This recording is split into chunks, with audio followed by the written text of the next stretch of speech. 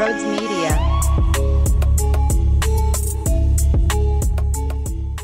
What is going on, everybody? Welcome on in to Sports Talk with Broads. We have an Eagles preseason game to dissect. How nuts are we?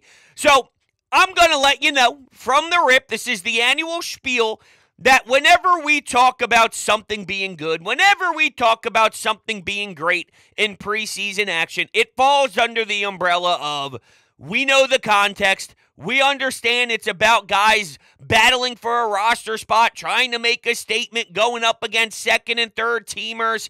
It's all relative to this is a preseason game. With that said, I'm still going to talk about what the hell happened and point out what stood out, what was negative, what was positive.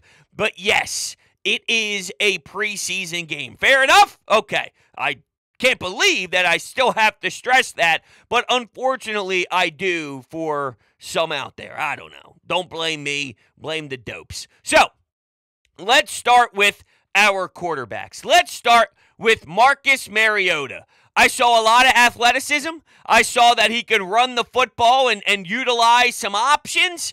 And yeah, that's about it. I don't feel great about his arm. I don't feel great about his accuracy. There were some throws that you have to make. Now, can you make the argument that if he's playing a game and Jalen Hurts needs a week off, needs a couple weeks off, whatever it is, if unfortunately we are in that predicament, it's going to be A.J. Brown. It's going to be Devontae Smith. It's going to be Dallas Goedert. It's going to be your top offensive line. So, can it be better? Sure. The problem is, though, there were guys open for him to hit, and he did it.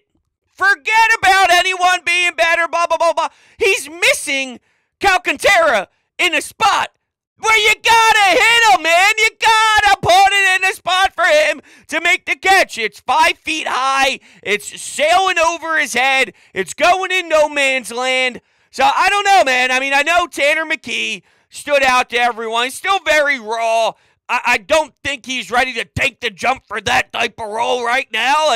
I think he looks confident. I think he's trusting his arm. I think McKee sees things and isn't afraid to try and zip it in the window, which is phenomenal. There's still a lot to be done, though, and Mariota does have the track record of starting games in this league, and there was a 3rd and long where he uses his legs and he gets the first down. There was a 4th and 1, and we're going to keep our foot on the gas. We're going to go for it. They get it with him. So he did make some plays out there, and I don't know. I mean, I really hope we're not really in a position where we're having this play out in front of us in the regular season. But if you look at what Jalen Hurts has done over the last 2 seasons, there was a time for Gardner Minshew. There was a time where you needed someone to step into that role and give you a fighter's chance to be in the game and then help you out along the way. And I don't know if I feel comfortable with Marcus Mariota, to be fair, but I really don't know what your alternative would be with where your current roster is at. McKee did show some signs, and he did show some nice things out there.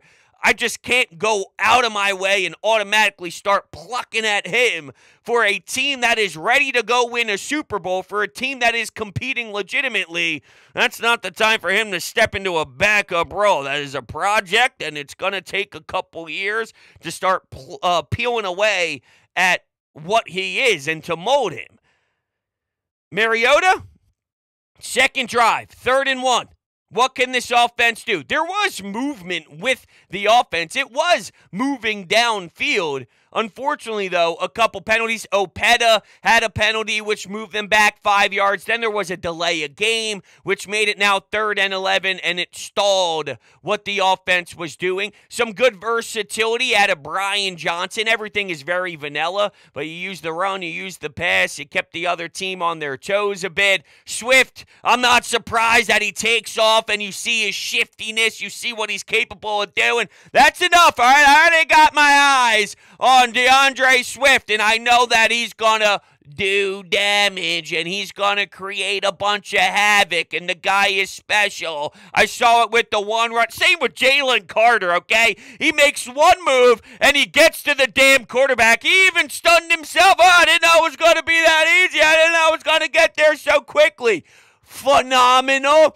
He's going to be better than what Fletcher Cox gave us as an Eagles organization, and that is a high praise because Fletch was a monster, and Jalen Carter is going to be even better. No disrespect to Fletcher Cox, but that's how nasty he is, and that's how ridiculous his skill set is, and you're going to see it very quickly. It's going to make an immediate impact. The entire league is going to look back at that draft and recognize that they screwed up for letting him slip and letting him fall to the Eagles right on their lap. If the Eagles had to make a trade up, it's like, okay, you forced them to do something. You force them to utilize other assets, and then you don't get maybe you got Nolan Smith too. Not everything plays out if you force the Eagles to go grab something that's so lethal, but instead, here it is, man. They were begging the Eagles to take them. I swear to God, you can have them. Just take them, please. Okay, don't mind if we do. Oh, man, that is going to be elite, and I can't wait. I truly cannot wait to see his burst and his dynamic skill set. Oh, man, it's going to be outrageous. So, McKee, a few things.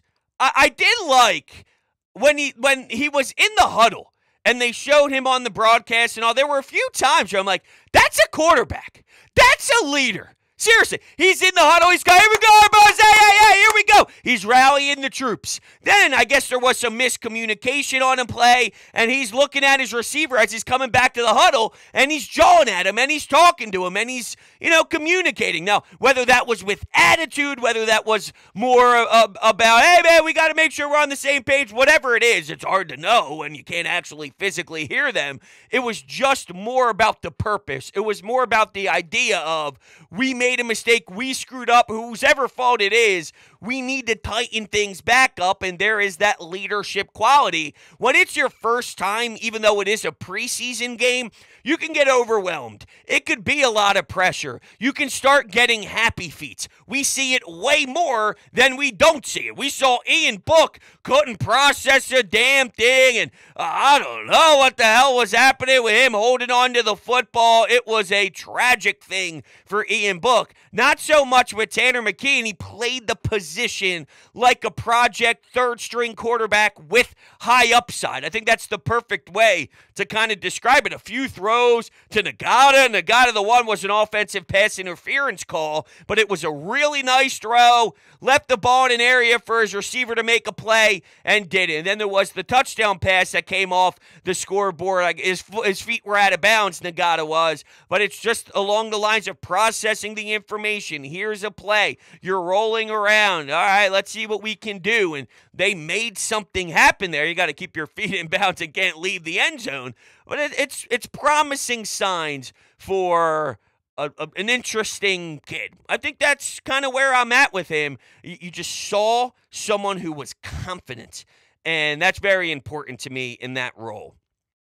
Sidney Brown, as I'm scanning my notes, he plays with his hair on fire. Downhill, always in your grill. Now, sometimes I think he's going 1,000, and I do believe that you have to monitor the fire, right? You just can't go full guns blazing, head down with no structure. And there's a reason why he was drafted where he was. He wasn't a first-round talent. There's stuff that you have to kind of, study and incorporate into his game. I think it needs to be more controlled. So more controlled playing with hair on your fire. But there's no doubt he's going to be a fan favorite. There's no doubt that this entire fan base is going to feel a connection with the way that he addresses the game and the way that he likes to play. The style is unbelievable, and I'm excited to see him grow because I'd be afraid if I had the football and realized that he was the one that was coming full speed at my neck. He just launches his body into you. He'll literally leap 50 feet in the air, take out your legs, and you're starting to flip into the ground while 3 other defenders are going to two-hand touch you to make sure you're down. It's all over the place. I thought Kayvon Wallace, if we're studying some safeties now, I thought that was something that stood out to me with Kayvon Wallace, was just his ability to make some tackles out there. I don't know how I transition there. I'm just saying, with Kayvon Wallace, not the same as Sidney Brown whatsoever, just in regards to how Kayvon Wallace plays the game. I thought he played a structured, nice, solid game for him. And Evans, Justin Evans, made some tough, hard-hitting plays. You could hear the pop of the shoulder pads. You're going to feel it. You're going to know you got hit by Justin Evans. Someone who struggled was Greedy Williams. Dude, you cannot let the Ravens out of bounds before half to give Tucker a chance to kick a field goal. I'm going to break the news to you. He's going to make it.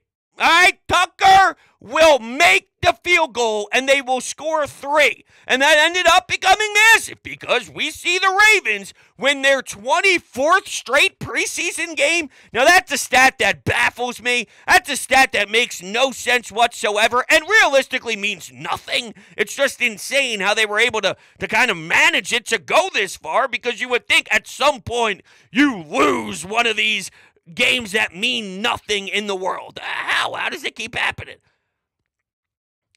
Greedy Williams, make the play. Make the play. There's one thing I like about all of these corners and all of these undrafted guys. Ricks with the pick 6. And you hear from, I heard it from Dave Zangaro and Ruben Frank. Ricks has not stood out, okay? He's not someone who in practice was noticeable and you were excited for him. But in a game, it's a lot different. Your mentality switches when you're able to take guys to the ground and play with some force. Well, it does sometimes give these players a different availability. It gives them a different way to play the game because it is go mode. It is legitimate to the ones fighting to prove their worth. And Rick's pass breakup, it actually was solid, man. It was solid. A lot of these guys, though, Alabama, undrafted, there's something to be said about their college stock, and for whatever reason, it didn't pan out. There was high praise in the beginning, and then a transfer happened, and they just died out as a prospect. The ceilings, though, and if they can reach their peak, there's substance to what they can blossom to. And maybe Ricks is one. Josh Jobe is a name I know that a lot of fans highlight on their list. Greedy Williams, dude, the margin for error here is very, very tiny. And he didn't put himself in a good position. That's for damn sure. Sean Bradley got hurt. That's massive for a special teams unit that has not been good. Somehow Michael Clay got a raise. And you saw him jumping around on the sideline, stoked as hell, pumped up when there was the fumble recovery. I think Lovato got to the ball. No, here's Lovato getting to the ball first for the recovery. Good special teams play, knocked the ball, took a big swing at the right hand and the football, and it gets knocked out. Beautiful stuff. But Sean Bradley, that's a role that you need. And you know, the special teams unit hasn't been solid. And he goes down, didn't look good, gets carted off. It is an easier role to fill compared to others. It is something, though, that needs to be addressed and needs to improve. So you lost a body there, and it did not look good at all. Let's get to some offensive line stuff. Tyler Steen, versatile. Very versatile. Left tackle, guard, you can move him around. You know how hard and difficult it is to play in this league as a young buck at one position on the offensive line? Yeah, we can be moving you around and we can be asking you to do multiple different things. That goes a long way, especially with this organization, especially with Jeff Stoutland. So it's very impressive and very noticeable. Like, that is extremely important for me, knowing how they breed these athletes and how they ask him to do a lot of things. Cam Jurgens is going to be fun in between Jason Kelce and Lane Johnson, no doubt about it. But Tyler Steen having the ability to do a lot of different things. And when you compare that to Dennis Kelly, a veteran, not that one rep is going to define anybody, because everyone's going to have at some point a time where they get beat, where they get toast, and they shouldn't. And they just weren't mentally prepared for that rep or for that snap, as well as the guy they were going up against and whoever's on the other side. Dennis Kelly got beat with the spin around move too easily, and it could get your quarterback killed. He was playing right tackle at the time. Totally unacceptable. And from someone who has played at this level for as long as he has, I hated it. I hated it. Not going to define him forever. Just wasn't the best first impression back. Thank you, Dennis Kelly, for coming back. Iconic Dennis Kelly is here. I appreciate you. Ooh, that's what we got now. Oh, okay. It's not what I wanted to see. It's not great. I'm not thrilled. Can you make up for it, though? Only time will tell, I guess. Greg Ward's still hanging around. Greg Ward. It's amazing. At one time, that man was Mr. Reliable. We need you as a top upper echelon receiver in our core. Isn't that unreal? It's unfathomable. It really is. When Carson Wentz, Doug Peterson were trying to rally the troops, win a bunch of games down the stretch, you were dead ass seriously looking at Greg Ward as the guy. I think that there's value in someone like that hanging around. Look, if things happen and injuries occur and all this stuff go down, because it's football and you can't hide away from it, you can't shy away, it's real and it happens to anyone. It could happen to anybody at any time. If he was a fourth guy out there, well, you could get by with that here and there. Not legitimately, seriously. No. But I'm saying if throughout a season it's week 7, week 8, week 9, and Greg Ward had to be your fourth receiver for 3 games before you get somebody else back, I don't think that is the worst case scenario in the world, and he can catch the football. A lot of these backups, a lot of these third stringers, they do find him as their safe look, as their safe target. Someone, when they know they're looking in his direction, they feel comfortable that he will secure the bag. So there is something to that. Good for Greg Ward. It amazes me, though, that you really desperately relied on him not too long ago to be a weapon. Now it's A.J. Brown and Devontae Smith. It's nuts. Now, last year, it was a big debate for Eagles fans on how is Nick Sirianni going to handle this? What are they going to do in training camp? And they don't take guys to the ground as much in practice. They're not making tackles and yada, yada, yada, yada, yada. Okay, I made a promise, and my promise was, when I watched last year's training camp, the Eagles gave us nothing. 0 talking points. Nothing to bite into. Everything was in-house. They wanted 0 information out, and we know Howie Roseman has a huge amount of influence on that type of stuff. Things that don't leak, and we don't want anyone to grab onto anything inside the NovaCare complex, and they're afraid. I think they take it too far. Whatever. I wanted to study last season, though, to see what they did with it. Okay, in regards to injuries, it won't be that clean, unfortunately. I wish it would be. There will be more injuries this year because there's no way that you're going to stay as upright and have that many available for you in the Super Bowl. It's impossible. It just is. They worked with what they worked with last year during training camp, and they had one of the best seasons health-wise with injuries. I'm going to give them a leash that there's something to their thought process there. They went to the Super Bowl, and Jalen Hurts took such an impressive stride. My point is, however they did it last year, I might not love it. I might not like it. I wish there was more from a fan perspective. But if you're getting the results that matter from September through February, then I have to zip my mouth. Then I have to stay shut. And do you know how difficult it is for me to be told, shut up, to be told, you're not allowed to speak? I'd die. I'd die if you told me I couldn't move my mouth to make vocals and to actually speak words into existence. It just wouldn't work out. There's no way I could live. So, with that, I do have to shut up to a level because they already proved to us that there's something to the madness. There's something to the way they handle things here in training camp, in practice, and all. I'm excited to see them compete against another team in the joint practices. They do approach it mentally as a game. I love hearing Nick Sirianni state that I want the top dogs and I want the veterans, I want the first teamers to approach the preseason game warm-up as if you're going to play. We don't want the first time for them to turn that switch, to put on the music, to emphasize it's game one, even though a lot of them have done this for a long period of time at this point. And a lot of, like, I don't need to wonder if Fletcher Cox knows how to get ready for week one, right? I don't think Jason Kelsey needs any sort of nerves from us. Is he going to be ready? Of course, they all are. It is nice, though, to hear that side of it, and it's not just raw dogging. We're not raw dogging preseason, regular season game one by not getting them mentally clicked in during preseason games, whether they get real snaps or not in the useless games that don't matter for your first stringers.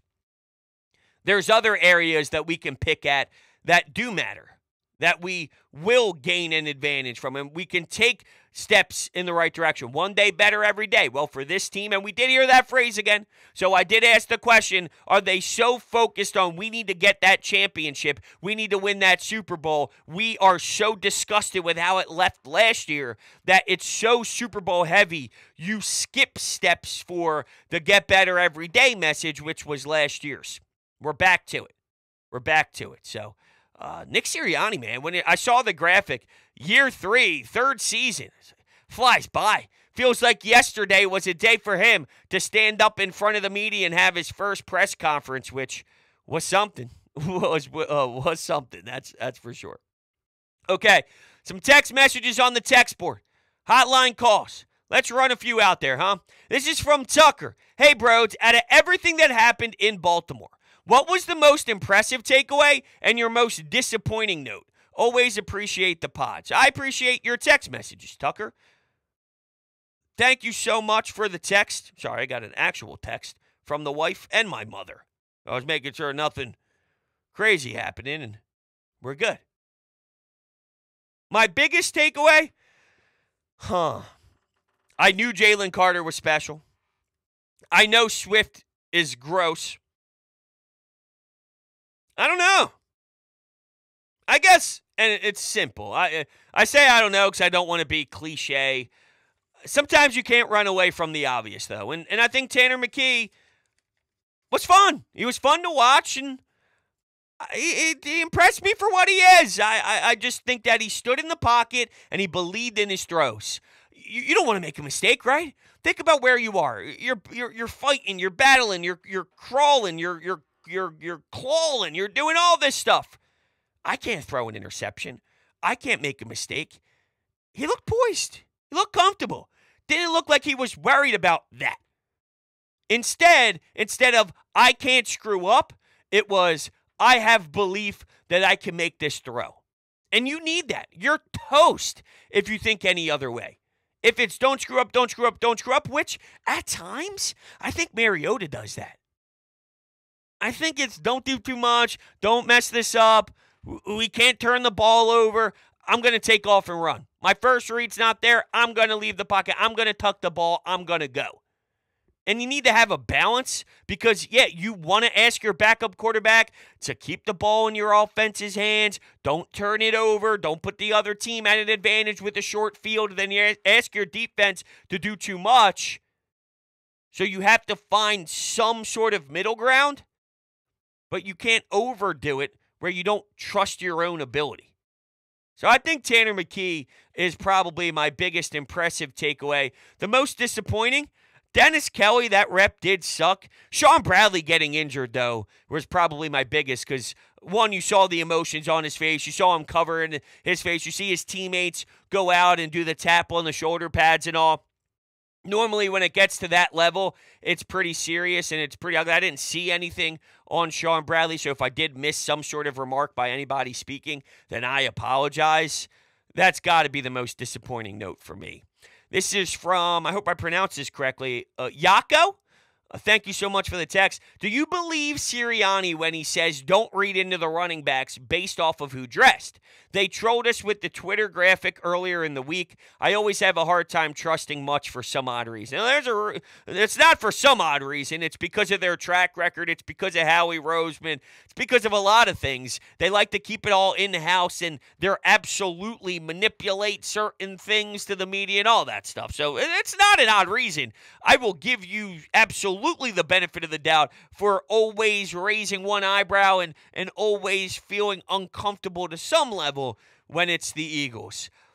With this, though, I think they like everyone. I really do. I think they're having a hard time because there's a lot of different skill sets. There's a lot of different style of backs. And Swift, Penny, Gainwell, Scott, they all have something interesting about them. And similar to the first stringers preparing themselves, going out for warm-ups, and going through the physical and mental reps as if it's a game. Okay, if Swift and Penny gets the rock this time around, if in Game 2, let me see how Game 2 plays out. If Game 2, it's Gainwell and Boston Scott and some of the other backs who already laced up the cleats are now on the sidelines in their street clothes, then they're following what they claimed. They're doing exactly what they said. If Boston Scott and Gainwell and some of them are still getting 0 reps and it's back to Penny, I would find it hard to believe. Like with this one, they like a lot of the names. They do. I don't have to see Sermon do any sort of returns anymore. I don't think that tickles my fancy as much as maybe they thought it could. Not my favorite in the world. I believe them. For this, I believe them. If I get fooled, then shame on me, and we'll readdress this. We'll go back to this. I wouldn't be surprised, though, if some of the other backs get some carries, feel a couple pops, get hit in the shoulder pads, take the ball to the ground, feel it a few times, and then you go to some of the back end guys. So, all right, we'll take a call here from Sean before we wrap things up. Yes, Hunter. Eagles football is back. I know this because in the stream I was in tonight, it's overreaction for preseason game 1. But look, my takeaway is this. It was an atypical preseason game. Don't care about wins and losses. The only sad part to me is that Sean Bradley got hurt. Didn't really get the severity of the injury, but it's never good when all your teammates rally around you when they bring the card out. What did we learn tonight? We learned that Ian Book will be appearing at a Wawa near you in the next couple weeks. Well, time out. I don't know if Wawa needs any more workers. No, aren't they doing the whole thing where they pulled back the actual the shopping aspect of it? I guess I don't even remember words anymore. I guess your jokes don't work when it takes me 5 seconds to spit it out. I'll shut up. The Eagles may have found something in Tanner McKee. He was definitely the star on offense. I thought the kid played pretty well. And on defense, Eli Ricks emerged. He not only made the pick 6, but broke up a couple other plays, showed some attitude, some feistiness. But overall, I mean, it's preseason. Take away from it what you will, but let's go Birds on to game 2. Let's get the monotony that is preseason football out of the way. I gotcha. For some reason, though, I feel with this game here, I didn't hate it. I hated more preseason games in my life. I've seen more garbage. There's some things to pluck away. Now, maybe it's just because we have the itch. But normally, at this time and at this particular time of where preseason football is, like 10 years ago, 15 years ago, different story. With NFL preseason now, for me to have this much to take away and to feel some sort of fun hitting the record button and breaking down some of these roster pieces, I've had worse times watching preseason action. Now, maybe it does die down by game 2 and 3 because I'm already over it and I'm just having the initial rush, and it's the adrenaline of seeing Nick Sirianni on the sidelines with the headset, seeing Brian Johnson, seeing Sean Desai. Maybe that's a key part to it all. We'll see, though, and we'll find out. Not too far away because the game's going to come up quickly here on us. All right, with that, we're going to shut things down. I appreciate you all. You're phenomenal people. I love you to death. A+ human beings. We'll be talking soon. Love you. See you on the next one.